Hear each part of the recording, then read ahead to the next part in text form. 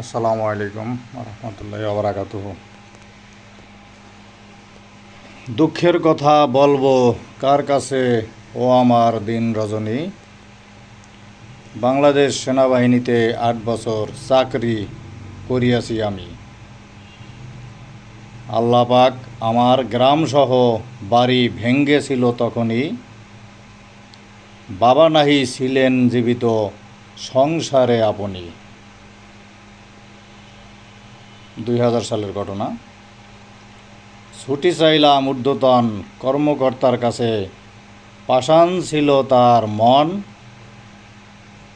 একদিনের আউটপাস দিল অফিসার বেঈমান।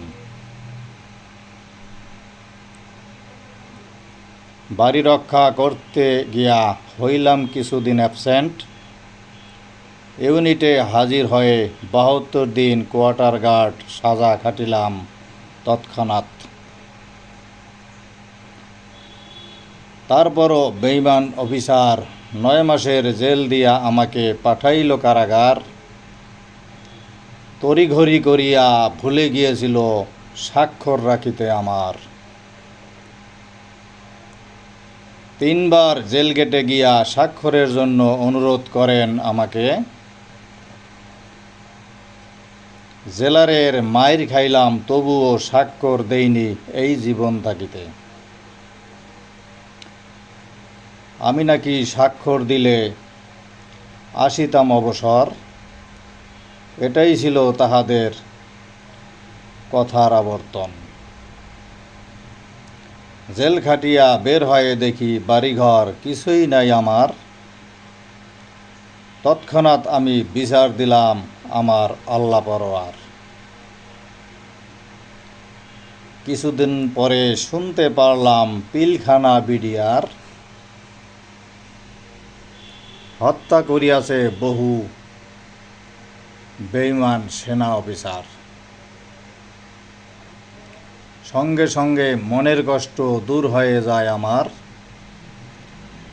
মাওলার বিচার এ দুনিয়াতেই সত্যি পাওয়া যায়। যদি ভাই পারো পিয়নের চাকরি করিও গঠন, সৈনিক হওয়ার জন্য কখনো তোমরা করিও না আবেদন। কারণ একজন সৈনিক সরকারের যে সমস্ত দায়িত্ব আছে, সরকারের যে রুল রেগুলেশন আছে, তা কখনো সে পায় না এবং তাকে দেওয়া হয় না। মোটামুটি বিনা শেকলে পায়ে শিকল বাঁধা সৈনিক জীবন। যার ফলে তোমরা করিও না এই সৈনিকের জন্য আবেদন। সৈনিক হইতে হলে নবীর সৈনিক হইতে হবে। নবীর সাহাবীরা যেভাবে নবী যেভাবে সাহাবীদেরকে আদেশ করেছিলেন এবং নবী নিজেও সেই যুদ্ধে অংশগ্রহণ করেছিলেন, যদি পারো ওইভাবে সৈনিক হয়েও, কিন্তু এজিদের সৈনিক হয়েও না, তাহলে ধ্বংস হবে চিরতরে। এখানে নবী, আউলিয়া, পীর পয়গম্বর যারা আছেন, খাঁটি পীর, তাদের সম্বন্ধে আল্লাহ কোরআনে অনেক কিছুই বলেছেন, আমার নবী হাদিসে অনেক কিছুই বলেছেন। আসলে সেই অনুযায়ী পৃথিবী এখন সম্পূর্ণই উল্টো। অর্থাৎ বাংলাদেশের কথাই বলি, যেমন বাংলাদেশ স্বাধীন করেছিলেন 1971 সালে। এর পূর্বে বাংলাদেশ ব্রিটিশরা শাসন করেছিলেন। তারপরে ব্রিটিশরা শাসন করার পরে বাংলাদেশ শাসন করেছেন পাকিস্তান।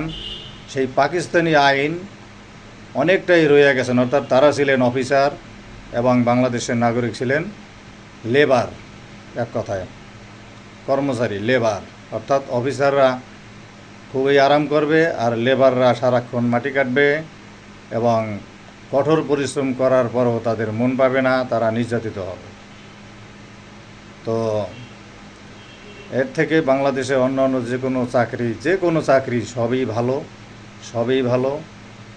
অন্য যে কোনো চাকরিতে যাইতে কোনো বাধা নাই, কিন্তু এই চাকরিটা হলো একদম একটা নিজের বাড়িঘর আপনি রক্ষা করতে পারবেন না। যেখানে সরকারের আইন আছে, রাষ্ট্রের আইন আছে, বাড়িঘর ভেঙে গেলে প্রয়োজনে সেনাবাহিনী সেখানে সে এলাকায় গিয়ে উদ্ধার করবে, কিন্তু আমার নিজের বাড়ি আমি রক্ষা করতে পারি না, বরংস আমি অহেতুক জেল খেটেছি।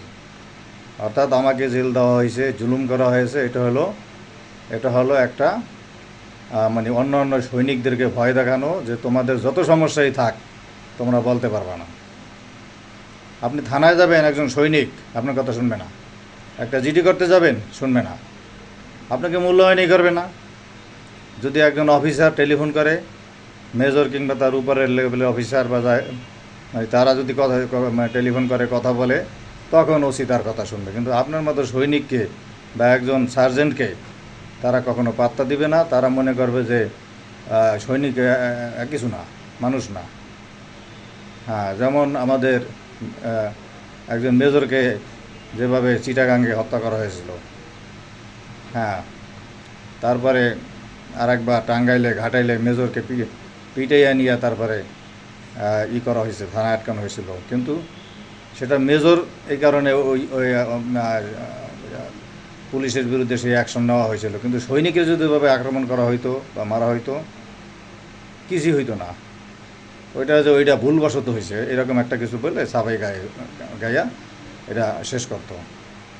তো আমি সকলের প্রতি আমি সালাম রহিল, সকলের প্রতি। হ্যাঁ, সবাই দোয়া করবেন। হ্যাঁ, আল্লাহ হাতে সবাইকে হেফাজত করে।